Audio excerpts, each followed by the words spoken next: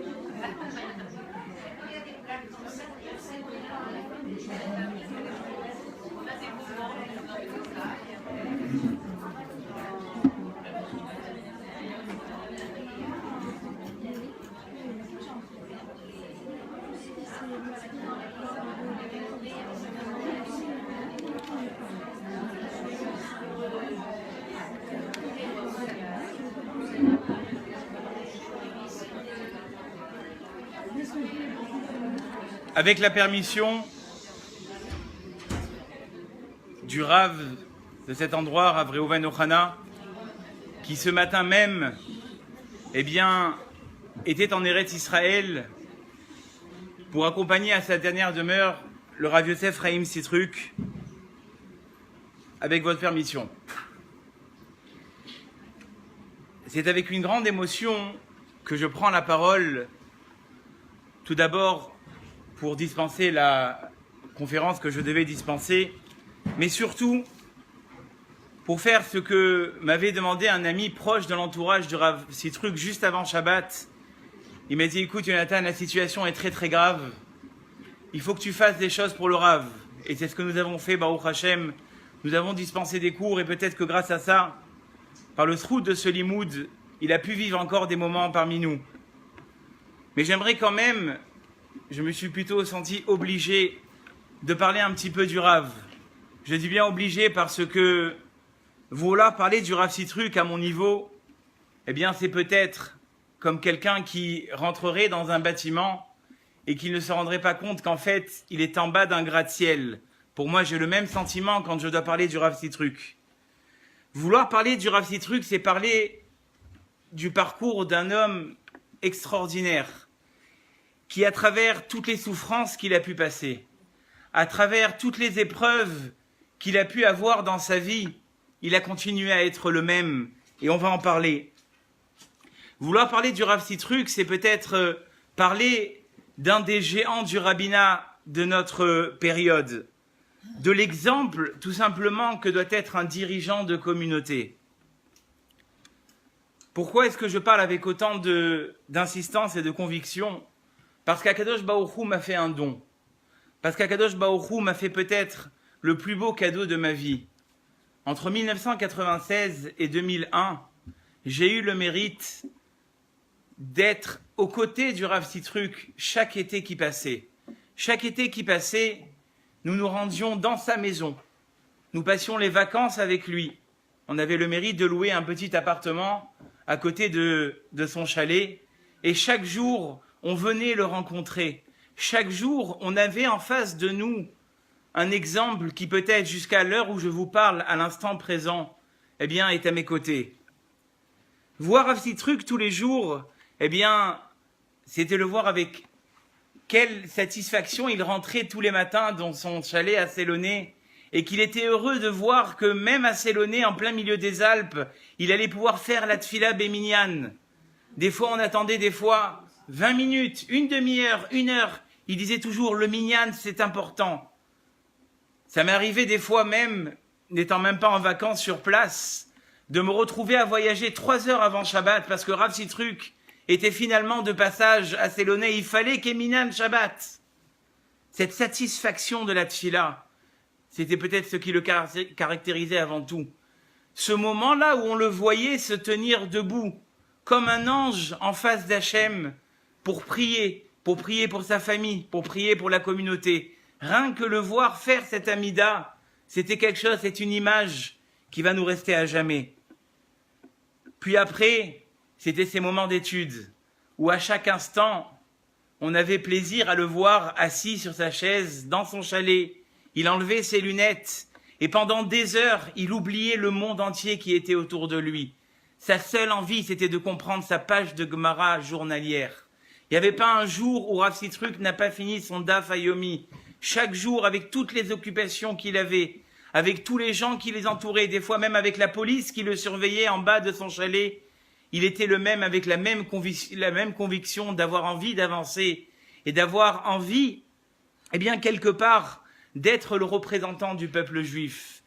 En entendant un petit peu tous les gens qui parlent de lui, il y a quelque chose que je remarque, c'est que tout le monde se sentait proche de lui.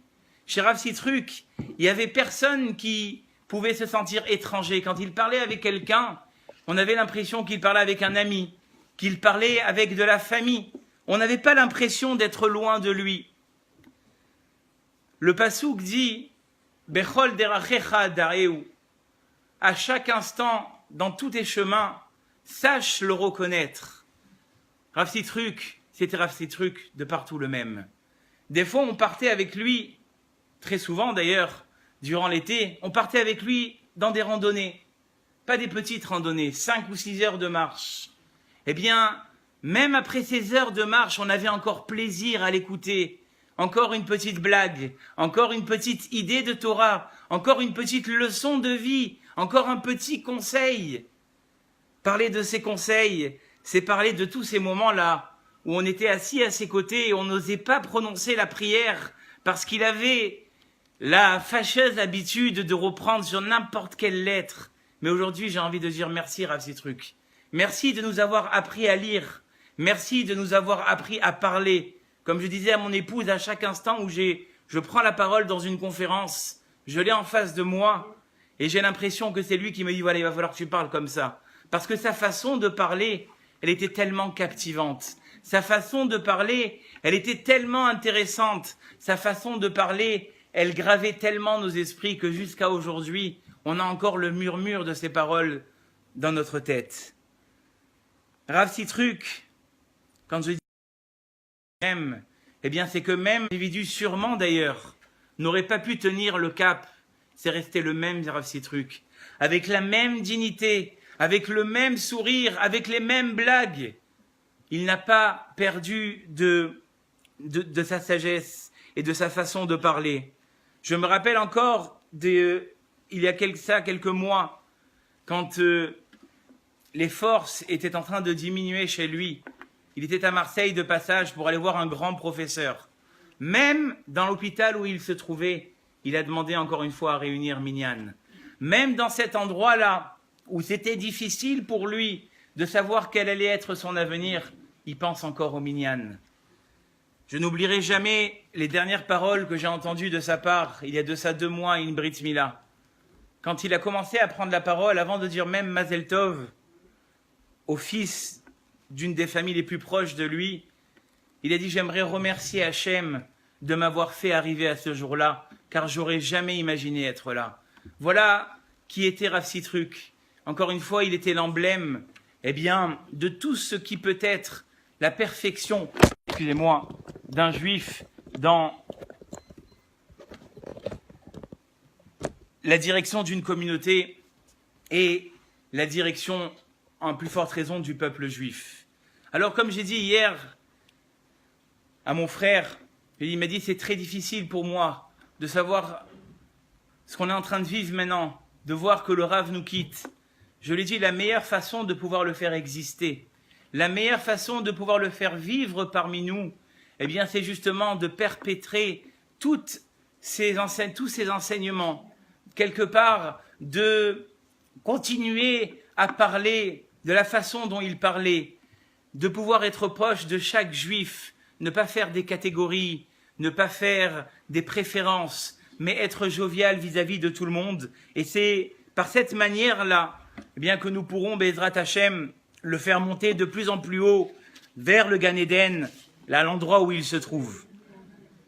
Après ces quelques mots qui sont ma petite expérience vis-à-vis de ma connaissance du Rav, eh bien, nous allons faire justement la conférence les Elou Nishmato et les Elou Nishmat Arav Yosef Chaim Ben Emma Simchat Yitzruk ou Ben Yitzhak. Vous savez que la fête de Rosh Hashanah que nous allons maintenant bientôt arriver à grands pas a plusieurs noms.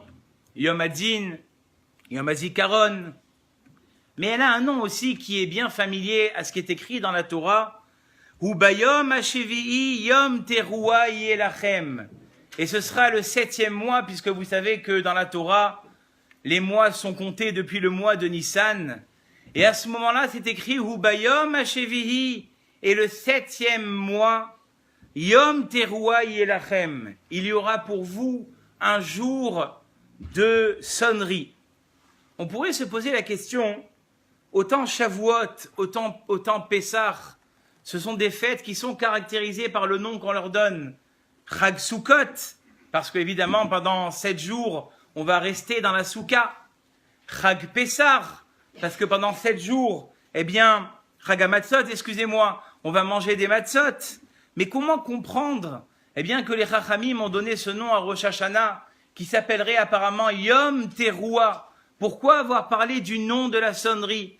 Pourquoi ne pas avoir parlé dans la Torah de Yom Hadin, puisqu'on sait que ce jour-là, eh bien, chaque juif, Ovrim Alecha Kibne Marom, chaque juif va passer devant Akadosh Baruch Hu comme un troupeau, et chacun va être décidé pour lui, quelle année va-t-il avoir? Va-t-il avoir une bonne santé? Va-t-il avoir une bonne subsistance? Toutes ces choses-là qui auraient encouragé à donner le nom plutôt de Yom Hadin que plutôt que le nom de Yom HaTeruah. Mais pour le shofar, apparemment, c'était ce qui devait caractériser Rosh Hashanah.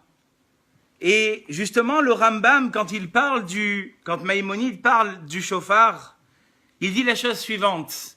Afalpi shetkiyat shofar berosh Hashanah gzerat hakatuv. Bien que la sonnerie du shofar à Rosh Hashanah soit le décret d'un verset, Remez Yeshbo, il y a une allusion. Alors on aurait pu croire que Maïmonide allait parler tout de suite des halachot, des lois qui concernent Rosh Hashanah. Mais va dire Maïmonide, Klomar, Uru Yesheni Mishenatrem, réveillez-vous ceux qui sont en train de dormir.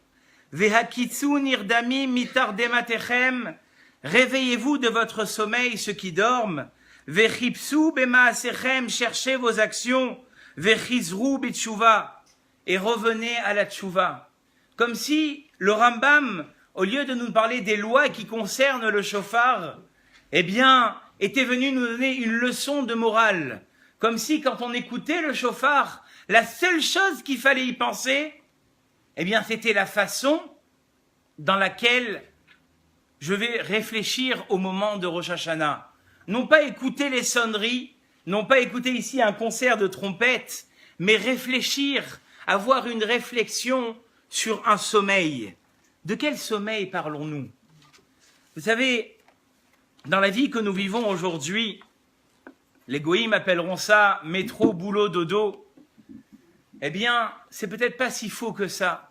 C'est-à-dire qu'aujourd'hui, quand on est à travers une semaine, eh bien, ce en quoi on va penser, c'est surtout comment est-ce que ça va se passer au travail, comment les enfants vont réussir à l'école, qu'est-ce que je vais cuisiner ce soir à mon mari, qu'est-ce que je vais faire pour Shabbat, et puis quand Shabbat termine, qu'est-ce qu'il va falloir faire pour la semaine, et quand la semaine termine, qu'est-ce qu'on va faire pour les vacances? On est dans un engrenage, non pas de sommeil véritable, mais de sommeil plutôt moral. Il n'y a aucun moment où on va se dire comme dit ici le Rambam, habitu les nafshotechem, regardez vos âmes, regardez où vous en êtes. Or dit ici Maïmonide, le principal travail qu'un homme doit faire au moment où arrive la sonnerie du chauffard, eh bien c'est cette introspection de savoir où est-ce qu'il en est, de savoir que fait-il de sa vie.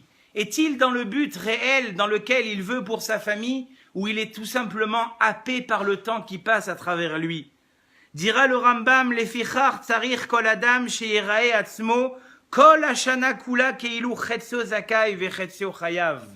Voilà pourquoi, dira le Rambam, un homme doit se considérer jusqu'à qu'arrive Yom Kippour à moitié méritant et à moitié accusé. Vechen kol haolam, et ainsi le monde dans lequel il se trouve, chetzo zakai vechetzo chayav, le monde aussi dans lequel il se trouve, la ville dans laquelle il se trouve, le pays dans lequel il se trouve. Peut-être est-il méritant de vivre en paix, peut-être est-il méritant, que Dieu nous en préserve, de vivre des moments troubles. Et oh Dieu, savons-nous comment est-ce que ça s'est passé les mois qui sont passés.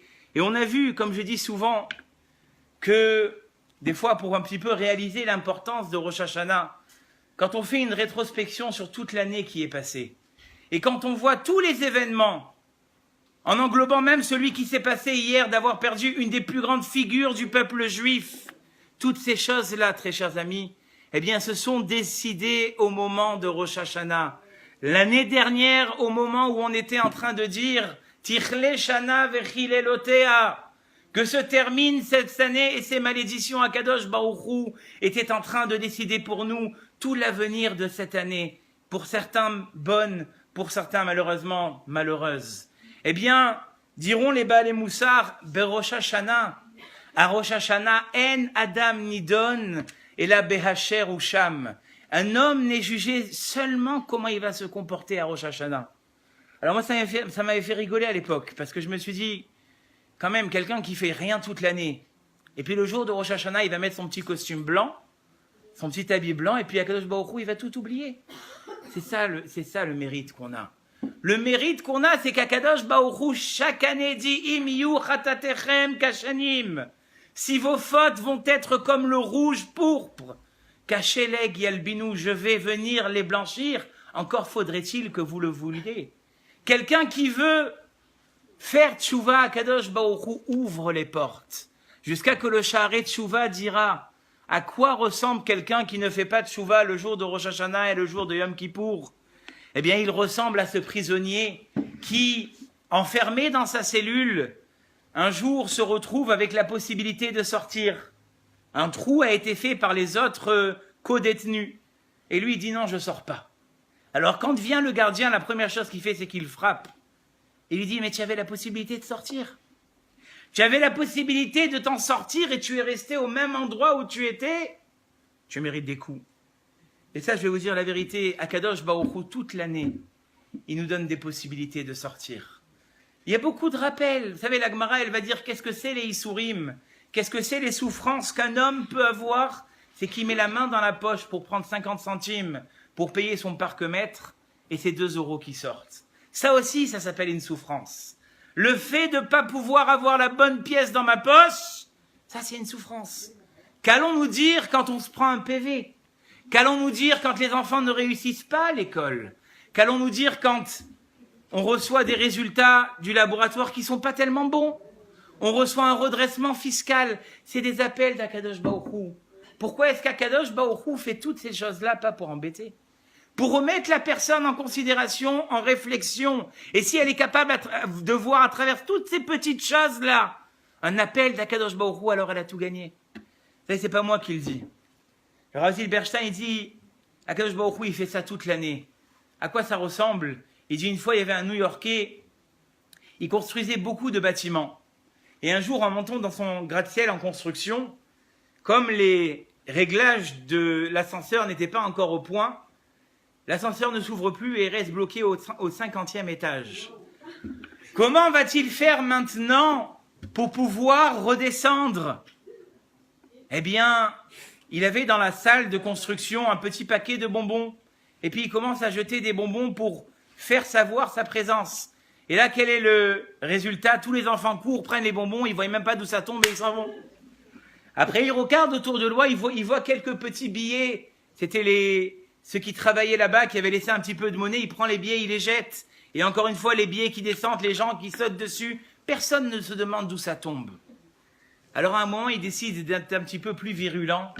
Et il prend quelques pierres qui étaient dans cette salle et il commence à en jeter une.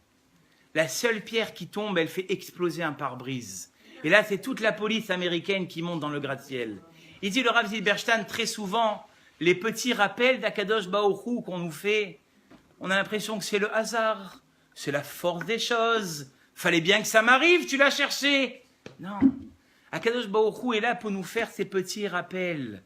Et si on est capable de les prendre au bon moment, au moment où c'est encore tôt, comme on dit, au moment où encore on a toute notre vie devant nous, eh bien, on est chacham, on est intelligent. Et quelque part, c'est ça que le shofar vient nous rappeler à Rosh Hashanah. De nous dire finalement, où est-ce qu'on en est? Au même titre, comme je le répète souvent, qu'un homme fait un bilan sur ses finances. Est-ce qu'il a fait un bilan véritablement sur son judaïsme? Est-ce qu'il peut être capable, comme Moreno Verabenu, Rav Yosef Chaim Sitruk, d'arriver après 120 ans devant Akadosh Baruch Hu et de dire j'ai fait tant et tant d'actions? Est-ce qu'en notre possession, on a ces actions-là? Est-ce que dans notre possession, on a cette ambition d'avoir fait avancer notre famille, d'avoir fait avancer notre entourage? C'est ça le rappel de Rosh Hashanah. La question qu'on pourrait poser, pourquoi uniquement à Rosh Hashanah? Pourquoi ne pas faire ça à un autre instant un peu moins joyeux que le début de l'année? Est-ce qu'on n'aurait pas pu faire ça à Sukkot? Est-ce qu'on n'aurait pas pu faire ça à Shavuot ou à Pessah? Pourquoi faire ça au début de l'année? Dira le Ramban, parce que dans les prophètes, dans la Torah, comme je vous l'ai dit tout à l'heure, il est ramené que le moment où on juge la personne, c'est le jour de Rosh Hashanah. On ne va pas le juger selon le klal, on ne va pas le juger selon la keïla, comme très souvent on a l'habitude de dire que quelqu'un qui prie Béminyan, comme le faisait Rav Sitruk. Pourquoi Rav Sitruk il tenait tellement à ça? Je vais vous dire, parce que quand on prie Béminyan, on a plus de force. Quand on prie Béminyan, Akadosh Baruch Hu ne va pas venir forcément regarder mes actions, mais il va regarder toutes les actions de tout ce qui se trouve ici. Et peut-être que tous ensemble, on a le mérite d'être répondus. Vous savez, c'est comme un professeur. Si les élèves, viennent individuellement faire une requête, ça passe pas trop. Mais quand on vient à plusieurs, je suis au même professeur, je sais ce que c'est. Quand on a 10 enfants qui viennent et qui disent, je vous en supplie, maître, je vous en supplie, maître, on peut pas ne pas céder. Alors Akadosh Baruch Hu chez Okulo Rachamim, Akadosh Baruch Hu qui est rempli de pitié, bien évidemment que quand plusieurs juifs viennent et lui demandent quelque chose, c'est accepté. Voilà l'importance du minyan. Mais quand arrive Rosh Hashanah, c'est pas la même chose. On vient tous uniquement seuls. Kol Baeolam, dira la Mishnah, tous Ovrim Alecha Kibne Marom, comme ce berger, après la période des pâturages dans les montagnes, il redescend et il compte chaque mouton l'un après l'autre. C'est ça Kibne Marom. Eh bien, on va tous se présenter devant Akadosh Baruch Hu avec nos mérites, et je souhaite qu'ils soient nombreux, et avec nos défauts. Et Akadosh Baruch Hu, comme j'ai dit tout à l'heure, il prend en considération toutes nos souffrances. Akadosh Baruch Hu, il prend en considération tous ces moments difficiles. J'ai beaucoup de plaisir à raconter cette histoire d'une personne qui n'en pouvait plus. Elle avait une situation tellement difficile qu'elle est venue se plaindre chez son Rav, du point de vue familial, du point de vue économique, rien n'allait. Et quand elle est rentrée chez le Rav Mordechai Sharabi, il était occupé. Alors la rabbinite lui a proposé d'attendre dans la salle d'attente. Et fatigué de ses épreuves, il a commencé à s'endormir. Et au moment où il s'est endormi, il se voit sur un grand chemin long. Et puis, il est en train de marcher sur ce chemin quand il entend un bruit fracassant. Et voici que derrière lui, une charrette remplie d'anges, des anges blancs, des grands, des petits, des moyens, des éclopés. Ils avançaient tous, il laisse passer, il a eu juste le temps de se pousser. Quelques minutes plus tard, le même scénario, des anges blancs dans une charrette qui passent à très vive allure. Un petit peu plus tard, c'est les mêmes, mais cette fois-ci, ils sont noirs. Il y a des grands, des petits, des éclopés, mais ils sont noirs, complètement noirs. Et en marchant, il arrive dans une grande place. Et sur cette grande place, il y a une balance.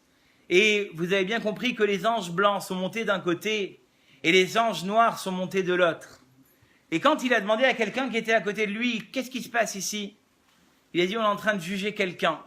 Et il a dit, c'est quoi ces anges blancs? Il a dit, c'est les bonnes actions qu'il a fait toute sa vie.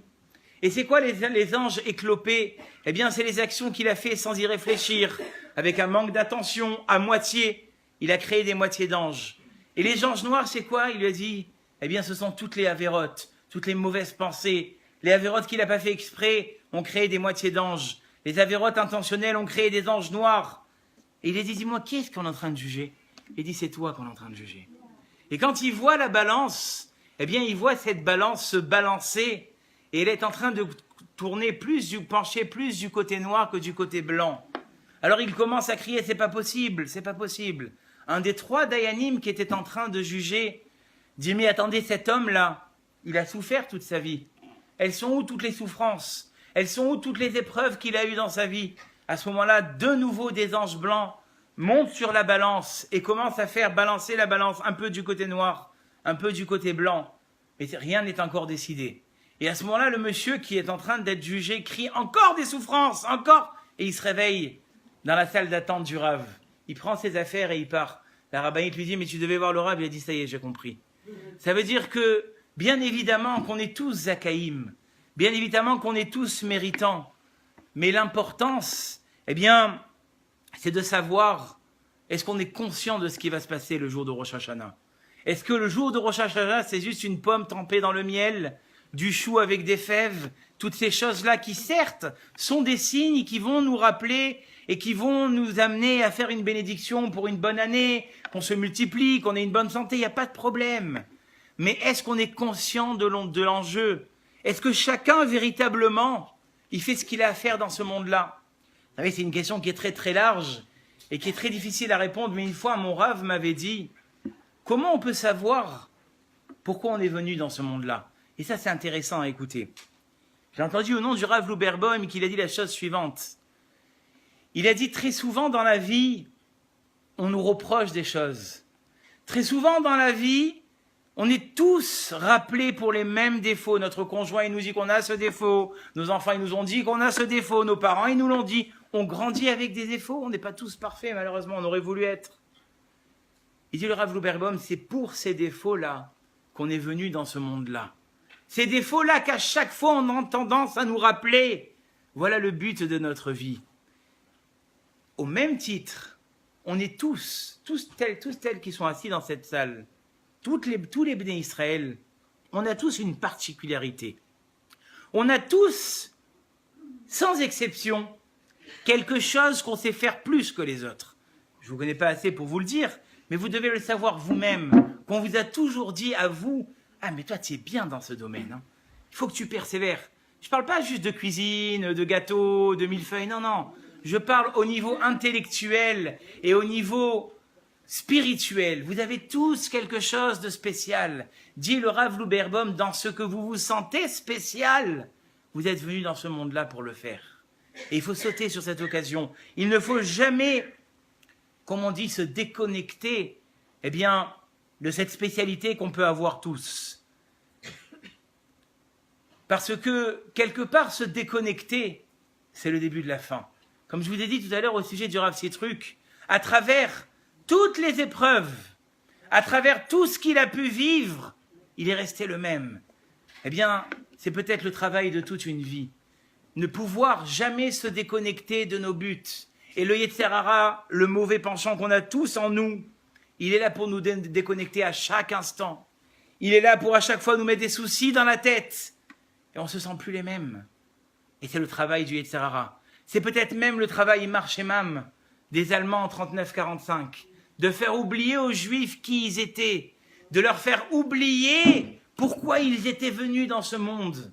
Et il y a des Juifs qui, eux, ont gardé cette sensibilité. Il y a des Juifs qui, même à travers dans les ghettos et dans les camps, Ils ont gardé ce train-train quotidien, leur habitude, leur humanisme. Et ça, je vous dis la vérité, comme j'ai dit tout à l'heure, c'est peut-être le travail d'une vie entière. Parce qu'on n'a pas besoin d'être dans un ghetto.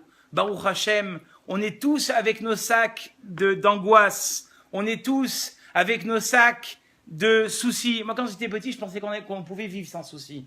Mais plus on grandit, et plus on évolue dans la vie, et puis on voit qu'en fait, on ne peut pas vivre sans soucis. Pourquoi je vous dis ça? Parce que très souvent, on a l'impression que, comme j'ai dit à un chiour cet été, que l'herbe est plus verte chez le voisin. Ne croyez pas. Ne croyez pas. Si vous, ça va mal dans ce domaine, et que l'autre, ça va bien dans ce domaine, l'autre aussi, il a des problèmes. Et qu'est-ce qui est extraordinaire? C'est que lui, il en a autant que toi, mais lui, il a continué à foncer vers son chemin.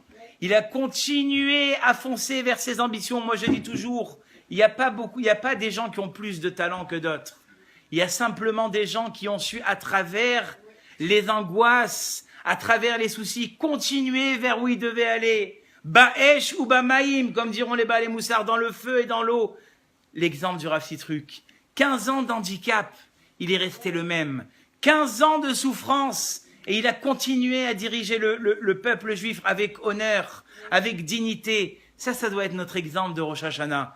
De se dire que quand on arrive à la fin d'une année, on est souvent attristé, on est souvent perturbé de voir la situation familiale, de voir la situation mondiale, de voir la situation de la sécurité. Mais tout ça, c'est le travail du Yetzer Hara.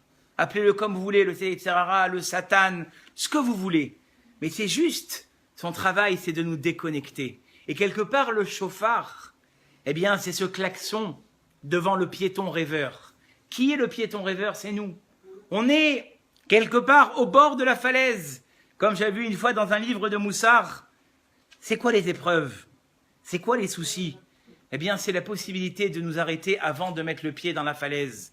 Quelqu'un qui était en train de peindre un ami devant une falaise. Et l'ami, pour être bien peint, il se reculait, il se reculait, il se reculait. Et son ami, qui était tellement loin, il ne savait pas comment le prévenir. Qu'est-ce qu'il a fait? Il a pris le tableau, il l'a déchiré pour pouvoir le réveiller et qu'il n'aille pas dans le ravin qui était derrière lui. Eh bien, très souvent, Akadosh Baruch Hu, il déchire le tableau de nos ambitions. Akadosh Baruch Hu, très souvent, il va déchirer le tableau de nos attentes, pas pour nous faire de la peine, mais pour nous dire attention, tu es proche du précipice. Et si on sait justement entendre le titre de ce cours, entends-tu le chauffard t'appeler? Pourquoi? Parce que le chauffard, justement, il va te réveiller. Il va te dire, n'oublie pas tes ambitions. N'oublie pas que cette année, tu avais pris sur toi de faire Shabbat. N'oublie pas que cette année, tu avais pris sur toi de faire des shiur et Torah. N'oublie pas que cette année, tu avais pensé à manger kasher. N'oublie pas tout ça. Même si la vie est difficile, les autres aussi, ils ont une vie difficile. Mais seulement, est-ce qu'on reste où on est, ou on essaye d'avancer? Imaginons-nous que quelqu'un arriverait le jour d'un jugement où tout va être décidé pour lui, avec un grand sourire, avec la rigolade. Que penserait le juge de lui? Que c'est un bon rigolo et qu'on peut lui mettre en prison. Parce que si quelqu'un ne prend pas au sérieux, eh bien le jugement qui lui est affecté, il ne prend pas les bons avocats, il est sûr d'aller droit au mur. Alors que quelqu'un qui s'est préparé, qui a étudié le dossier avec son avocat et qui a vu ce qu'on pouvait faire, alors à ce moment-là, ça prend une toute autre dimension. Comme je dis, il ne faut pas arriver le jour de Yom Kippour et de dire « Ah, qu'est-ce que je fais maintenant ?» Il y a une préparation à faire. Rav Meir Stebag, Zecher Tzadik Vekadosh Livracha, l'ancien Dayan de Marseille, il nous disait toujours « On a une obligation de préparer les prières de Rosh Hashanah et de Yom Kippour. On ne peut pas marmonner dans un livre, excusez-moi du terme, et de dire « C'est pas grave, j'ai fait ce qu'il fallait. » C'est vrai que ça marche, attention, parce qu'il y a des gens qui ne sont pas capables de faire tout ce travail de traduction et de compréhension. Au contraire, Rav Pinkou s'est dit que les tfilotes, elles ont été composées d'une manière à ce qu'elles arrivent droit vers Hachem, même si on ne comprend pas ce qu'on veut dire. Mais vous êtes d'accord avec moi? Moi, personnellement, si je devais lire un texte pendant une journée, pendant 24 heures, je laisse tout tomber, je ferme, je m'en vais. Il faut qu'on comprenne ce qu'on dit. Et au Hachem, dans la société où on vit, dans la période où on vit aujourd'hui, rien ne manque. Les CD, les livres traduits, les explications. Il faut juste travailler. Il faut juste se prendre en main, dire voilà, maintenant je vais traduire la Hamida de Rosh Hashanah. Et vous allez voir quelle dimension ça va prendre. Vous allez voir que votre tefila, elle va s'envoler du jour au lendemain parce que vous allez comprendre ce que vous dites. Mais quelqu'un qui arrive le jour de Rosh Hashanah et qui quelque part n'a pas fait cette préparation, il est malheureux. Alors il y en a qui n'ont pas la possibilité de lire aussi. Il y en a qui vont me dire, mais nous on ne sait pas lire. Alors ça je le tiens du Rav Hassoun, il dit toujours une prière, ça ne s'exprime pas forcément en hébreu, même en français. Mon Dieu, je t'en supplie, en ce jour de Rosh Hashanah, aie pitié de ma famille, aie pitié de mes enfants. Le Chazon Ish, il disait toujours, aujourd'hui les gens, ils croient un petit peu que la connexion avec Akadosh Baruch Hu, elle est taboue. C'est quelque chose réservé au rabbin, il faut aller voir le rabbin. Alors, c'est pas vrai, toi, dans ta cuisine, on a tous l'exemple de nos grands-mères, eh bien, qui de leur cuisine évoquaient Akadosh Baruch Hu. Pourquoi est-ce qu'elles le faisaient et nous, on ne le ferait pas? Pourquoi est-ce que nous, on se priverait de cette relation qu'à l'époque, ils avaient compris? Vous savez pourquoi? Parce qu'aujourd'hui, on est trop dans le modernisme, on est trop dans la connexion, on a l'impression, on met quelque part la prière, on la remet peut-être sur un sujet qui est archaïque alors que c'est pas vrai. La tfila, c'est la possibilité de s'épanouir. La tfila, c'est la possibilité, et je vous dis la vérité, une confidence, plus on prie avec kavana, plus on se sent léger à la sortie. C'est la vérité. Parce que si on ashler, c'est un pasouk explicite dans la Torah. Ashler al Hashem yehavra. Mets sur Hashem tes soucis. Vehu yechalkelecha. Et lui, il va s'occuper de te répondre. C'est un pasouk mefourash. La seule idée, eh bien, c'est de pouvoir se réveiller à l'appel de ce shofar. Comme il est écrit dans le pasouk. Im itaka shofar ba'ir veha'am lo yecheradu. Est-ce que quand le shofar va résonner dans la ville pour annoncer une guerre imminente et le peuple n'aura pas peur? Bien évidemment qu'il aura peur, parce qu'il sait les enjeux de la situation. Eh bien, quand le shofar arrive, non pas qu'on doit avoir peur, parce que associer le mois de Elul, le mois de la Tchouva à la peur, c'est ce qui a le plus de négatif possible, mais qu'on doit profiter de ces instants. Comme il disait mon Mashgiar, quand on arrive à ce moment-là, on doit trembler, non pas de peur, mais on doit trembler de la Isdamnout. C'est comme si je vous dis demain, ça y est, je vous ai arrangé, vous avez un rendez-vous avec le président. Je dis pas lequel parce que ça va faire de la polémique, mais vous allez pouvoir rentrer mais vous allez suffoquer. Vous allez vous dire, mais je vais lui dire quoi? C'est la même chose. Ani ledodi vedodili. Akadosh Baruch Hu, il a donné un rendez-vous au peuple juif une fois par an, où sa proximité, elle est de plus en plus proche. Et une petite parenthèse, le summum, le point culminant de la proximité d'Akadosh Baruch Hu avec le peuple juif, vous savez c'est quand? Au moment de la Neila. Au moment de la Neila, il y a une attraction d'Akadosh Baruch Hu, il y a une proximité avec Akadosh Baruch Hu que vous n'aurez pas toute l'année. Et ça, je le dis dans ma communauté, je préviens les gens et les gens, ils le comprennent. Même ceux qui sont très loin, même ceux qui sont venus à moitié oui, à moitié non, mais quand arrive la Neila, ils sont là et ils prient. Faites-moi ce plaisir de profiter de ce moment ultime, au moment où la Neila va arriver, non pas dire, tiens, il faut que je rentre pour découper le boulou. Non, je reste à la synagogue et je vais dire dans mon langage, dans ce que je comprends, ce que je veux à Dieu. Et ça, je vous dis, aujourd'hui, malheureusement, on a perdu cette habitude. On dit que les Breslev, eux, ils ont ça. Ils vont dans les campagnes, dans les forêts, ils invoquent Dieu. Mais on n'a pas besoin d'être Breslev. Chacun de l'endroit, Baacher ou Cham, de l'endroit où il se trouve, eh bien, il a la possibilité de parler à Hachem. Le meilleur exemple qu'on ait, eh bien, c'est cette formidable Haftara que j'ai beaucoup de plaisir à raconter chaque année, la Haftara de Yona. Vous savez que Yona Hanavi, rappelez un petit peu cette histoire magnifique parce qu'elle est tellement remplie de moussard et tellement remplie de messages. Vous savez que Yona Hanavi, quand Akadosh Baruch Hu lui dit « Il va falloir que tu ailles dans la ville de Ninvé et que tu remettes en question le peuple. » Il dit « Mais j'y vais pas. » Alors Akadosh Baruch Hu, il a dit « Mais pourquoi tu vas pas ?» Il a dit « Parce que si j'y vais, encore une fois, comme j'ai dit Shabbat, les goïms de l'époque, les non-juifs de l'époque, c'est pas les non-juifs qu'on a aujourd'hui. Je vais vous dire un tout petit exemple. Regardez comment est-ce qu'on s'habillait il y a 60 ans. Est-ce qu'on s'habillait comme on s'habille aujourd'hui?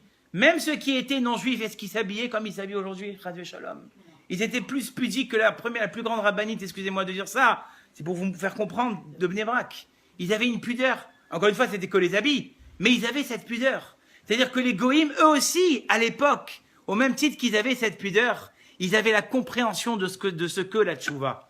Et Yona, il a compris. Il a dit, si je vais à Ninvé, c'est sûr qu'ils vont se remettre en question. Je veux pas. Vous connaissez tous la suite de l'histoire, il monte dans un bateau, et il y a une tempête extraordinaire qui commence à se mettre en route, et là, il n'y a pas un seul goy qui n'a pas pris sa petite statuette et qui a commencé à prier son Dieu. Il y en a un seul qui n'a pas prié, c'est Yona. Ils ont dit, mais tu es fou, prie. Les goïms, ils ont compris, ils ont dit, prie. Qu'est-ce que tu fais? Et c'est d'ailleurs cette phrase qu'on dit tous les matins en commençant les slichot. Malechan irdam, kum kera el elokecha. C'est ce qu'on a dit à Yona. Qu'est-ce que tu es en train de dormir maintenant? Lève-toi, prier ton Dieu. Même les goïms, il avait compris. Alors quand ils ont vu que ça se calmait pas, ils ont fait un tirage au sort. Ils croyaient en l'ashgacha de ce tirage au sort. Sur qui, en la providence de ce tirage au sort. Sur qui est tombé le tirage au sort? Sur Yona. Ils ont dit, il leur a dit, jetez-moi. Tout jeté et que la tempête ne se calmait pas, ils ont pris Yona, ils l'ont jeté. Il a été avalé par ce fameux poisson énorme. Et c'est ça qu'on dit le jour de Yom Kippour, de Rosh Hashanah, même pendant les slichot. Des années, les Yona, bim et adaga. Sa prière est montée à Hachem depuis ce grand poisson. Et il a été rejeté sur le rivage. Et il s'est dirigé à Ninvé. Et là, il y a une réaction exceptionnelle de la part des gens de Ninvé. Dès qu'ils ont entendu qu'Akadosh Baruch Hu leur tenait rigueur, ils ont fait jeûner tout le monde. Même les animaux, ils n'ont pas mangé. Même les animaux, ils ont été mis en jeûne. Ils se sont mis par terre, ils ont fait tchouva. Et Akadosh Baruch Hu, il a enlevé la xéra. Alors Yona, il a dit à Akadosh Baruch Hu, tu vois que je t'avais dit. Maintenant, le kitroug, maintenant l'accusation va être sur nous. Et vous connaissez tous, eh bien, la suite de l'histoire où Yona se trouve sous ce kikayon, sous ce petit arbre, et qui le protège du soleil. Et puis, la nuit venant, Akadosh Baruch Hu a envoyé un ver qui a détruit littéralement ce kikayon, ce petit arbre, et Yona s'est mis à pleurer. Et là, écoutez bien, c'est peut-être le message de toute la haftara de Yona.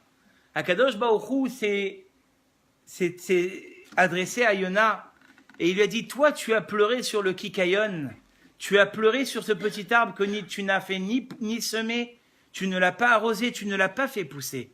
Et moi, tu voudrais que mes créatures, même si elles se sont des goïms, que c'est moi qui les a fait naître, c'est moi qui les a fait grandir, tu aurais voulu que je les efface. Et ça, c'est un message extraordinaire pour nous, de confiance et d'espérance.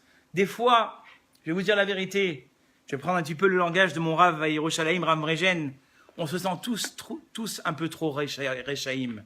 On se sent tous un petit peu trop non méritants. On a un peu honte vis-à-vis d'Akadosh Baruch Hu, mais il ne faut pas avoir honte.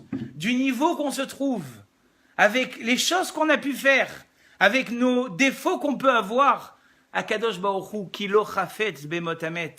Akadosh Baruch Hu ne veut pas punir et ne veut pas faire disparaître les gens de ce monde. La seule chose qu'il veut, d'accord, eh bien, c'est d'entendre la voix du clan Israël. C'est d'entendre cette force du clan Israël. Akol kol Yaakov vehayadayim yede Esav. La force d'un juif, c'est pas dans l'argent qu'il va allonger, c'est pas de la façon dont il va être habillé, c'est pas dans son niveau de société. Akol kol Yaakov. La force du peuple juif, c'est dans la parole. La force de Esav, c'est dans les mains. Mais nous, la force qu'on a, imaginez-vous, comme disent les Baalei Moussar, qu'on aurait donné ce mérite aux goïms de pouvoir se rattraper, ils n'ont pas ce mérite-là.